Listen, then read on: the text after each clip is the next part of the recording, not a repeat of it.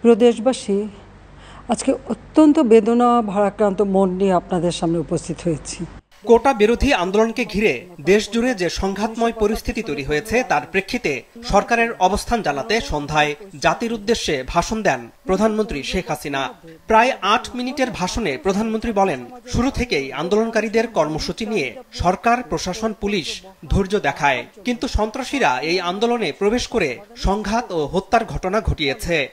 এই কোমলমতি শিক্ষার্থীদের আন্দোলনকে ঘিরে যে সকল ঘটনা ঘটেছে তা খুবই বেদনাদায়ক ও দুঃখজনক। অহেতুক কতগুলি মূল্যবান জীবন ঝরে গেল। আপনজন হারাবার বেদনা যে কত কষ্টের তা আমার থেকে আর কে বেশি জানে। যারা হত্যাকাণ্ডের শিকার হয়েছে তাদের পরিবারের জন্য জীবন জীবিকা নির্বাহের ক্ষেত্রে যে সহযোগিতা দরকার তা আমি করব। উদ্ভূত পরিস্থিতিতে বিচার বিভাগীয় তদন্ত করার প্রতিশ্রুতি দেন প্রধানমন্ত্রী। আমি দ্ব্যর্থহীনভাবে ঘোষণা করছি, যারা হত্যাকাণ্ড, লুটপাট ও সন্ত্রাসী কর্মকাণ্ড চালিয়েছে, এরা যেই হোক না কেন, তারা যেন উপযুক্ত শাস্তি পায় সে ব্যবস্থা নেওয়া হবে।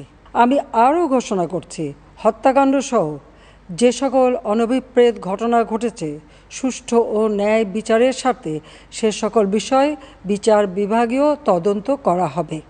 কোটা ইস্যুটি আদালতে বিচারাধীন এবং এ বিষয়ে উচ্চ আদালত থেকে ন্যায় বিচার পাওয়ার আশা করেন প্রধানমন্ত্রী। সরকার হাইকোর্টের রায়ের বিরুদ্ধে সর্বোচ্চ আদালতে আপিল করেছে। আপিল আদালতে শুনানির দিন ধার্য করা হয়েছে। আদালত শিক্ষার্থীদের কোনো বক্তব্য থাকলে তা শোনার সুযোগ সৃষ্টি করে দিয়েছে।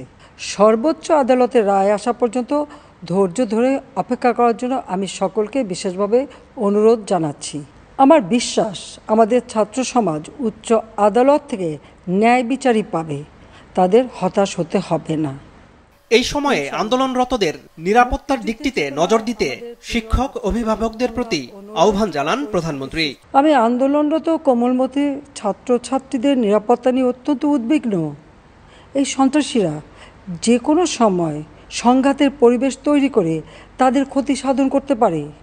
তাই শিক্ষার্থীদের পিতা মাতা, অভিভাবক এবং শিক্ষকদের প্রতি আমার আবেদন, তারা যেন তাদের সন্তানদের নিরাপত্তার বিষয়ে সজাগ থাকেন।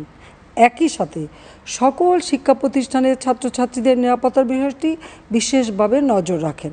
জনগণকে উন্নত জীবন দেয়া সহ আওয়ামী লীগ সরকার অনেক সাফল্য এনেছে, সবাইকে স্মরণ করিয়ে দেন প্রধানমন্ত্রী।